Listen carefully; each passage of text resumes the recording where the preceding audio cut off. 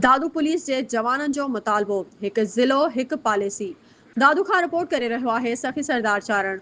SSP office दादू जे बाख़बर ज़रियनि मां मालूम थियो आहे त आईटी इंचार्ज बिलावल पंवरी पॉइंट में फोकल पर्सन मुख्तियार आल खानी जी मिली भगत सां कची ऐं काछी वारनि थाणनि जी रोज़ानी हाज़िरी लाइ इस्तेमालु थींदड़ पॉइंट में एप्लीकेशन खे लॉक करे छॾण जा इंकशाफ साम्हूं अची विया। जिते इंटरनेट जी सहूलियत न हुजण ऐं पॉइंट में एप्लीकेशन जे सर्किल जो दायरो घटि हुजण करे ऑनलाइन हाज़िरी लॻाइण इंतिहाई मुश्किल थी वई आहे। पुलिस जवाननि जो चवण मूजिबि त जेके पुलिस एहलकार आईटी इंचार्ज या फोकल पर्सन मुख्तियार आल खानी खे रिश्वत तौरु पैसा ॾियनि था, उन्हनि लाइ पॉइंट में जे लॉक हटाई वञे थी, जॾहिं त ईमानदारी ऐं ड्यूटियूं पुलिस एहलकारनि खे रोज़ानो हाज़िरी लॻाइण में ॾुखियाइयूं पेश अची रहियूं आहिनि। पॉइंट में इंचार्ज बिलावल पंवरी मुख्तियार आल खानी मुबैना तौर ते पंहिंजा एजेंट मुक़रर कया आहिनि, जेके पुलिस एहलकारनि खां 4000 खां 5000 वठी पॉइंट में एप्लीकेशन जे लॉक खोलण जा बि इंकशाफ।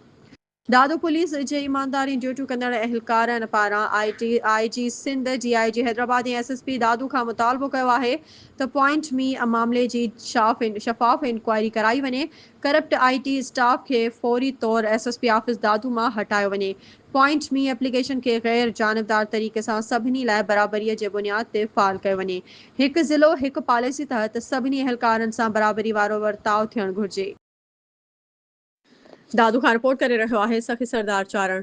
दादू पुलिस जे धाड़ेलनि ख़िलाफ़ शानदार कार्रवाई ते अवाम पारां भरपूर ख़िराज तहसीन। पुलिस ऑफिसरनि खे गुलनि ऐं हारनि सां भलीकार कई वई ऐं पुलिस जी हिमायत में नारा हयां विया। एसएसपी दादू जी अॻवानी में गुज़िरियल ॾींहुं पुलिस जी कामयाब कार्रवाई दौरान बदनामी ख़तरनाक धाड़ेल मलूक उर्फ विछू चांडियो पुलिस मुक़ाबले में मारिजी वियो हुयो।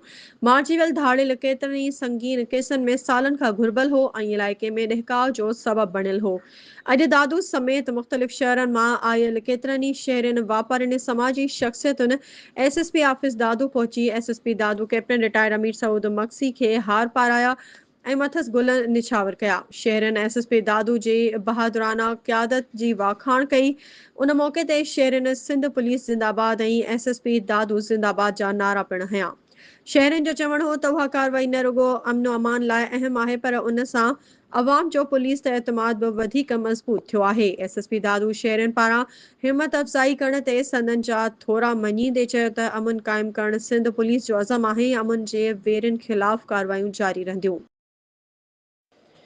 मेहड़ खां रिपोर्ट करे रहियो आहे शाहिद महेसर। मेहड़ ए सेक्शन थाणे जी हद मेहड़ गाजी खावड़ रोड ते ट्रैक्टर ट्राली ऐं ॿिनि मोटरसाइकिलुनि में ज़ोरदार टक्कर, ॿिनि भाइरनि समेत 4 ॼणा फ़ौत। फ़ौतुनि में मेहड़ जे ॻोठ रोनीचार रहवासी सजाद अली, संदसि भाउ साजिद अली लाशारी ऐं आमिर अली राशिद लाशारी शामिल आहिनि। फ़ौतुनि जा लाश तालके अस्पताल मेहड़ आंदा विया, जॾहिं त हादसे बाद वॾी तइदाद में शहरी ऐं इलाइक़े वासी अस्पताल पहुता। वारसनि में रोज राड़ू मतल। फ़ौतुनि जे वारसनि मूजिबि त नौजवान ॿिनि मोटरसाइकिलुनि ते ॻोठ अची रहिया हुआ त साम्हूं ईंदड़ ट्रैक्टर ट्राली जे टक्कर में फ़ौत थी विया आहिनि।